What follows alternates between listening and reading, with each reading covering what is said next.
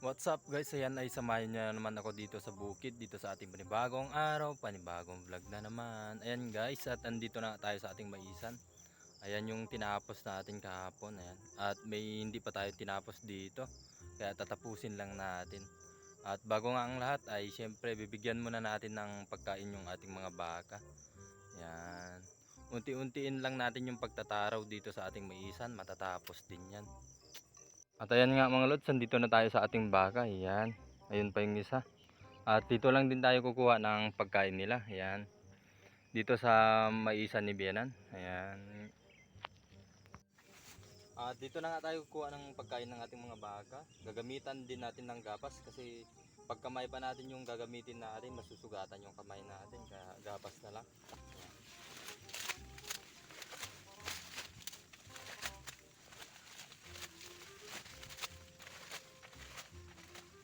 At ayan nga mga lods, at tapos na tayo kumuha ng pagkain ng ating mga baka. Ayan. Ito yung para sa isang baka natin. At yung para sa dalawang baka naman, ayan. Nandyan pa at saka yun.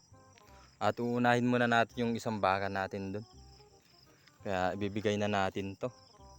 Ito na nga yung para sa isang baka natin mga lods. Ayan.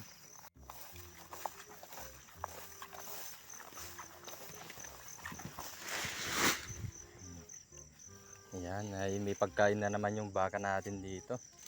Dalawa naman, ayan, ay bibigyan din natin. At ito na yung para sa dalawang baka natin mga lods. At ayun pa. Ayan. Mga lods, at nabigay na rin natin yung pagkain nila.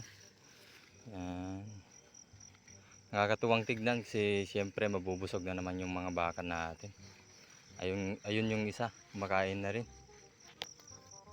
Yan nga mga lods, at dahil tapos na tayo sa ating mga baka, ayan ay siyempre sisimulan na naman natin yung pagtataraw sa ating maisan para may matapos tayo.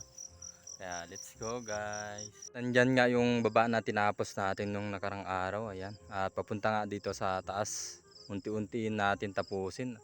At dito na nga tayo magsisimula mga lods.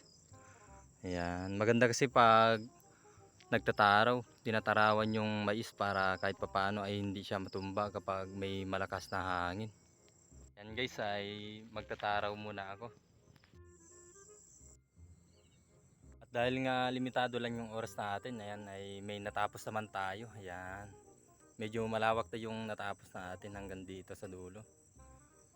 Kaya okay na okay kasi may natatapos tayo kahit paunti-unti lang. Ayan. At pupunta nga saglit tayo dun sa ating kalabasa. Tignan lang natin kung may bulaklak na naman kasi sayang din kung hindi natin napupuntahan. Kaya let's go guys. At ayan nga mga lods, at nandito na tayo sa ating kalabasa. At wala tayong nakikitang bulaklak niya. Ewan lang natin kung kinuha na o talagang wala ng bulaklak. Ayan.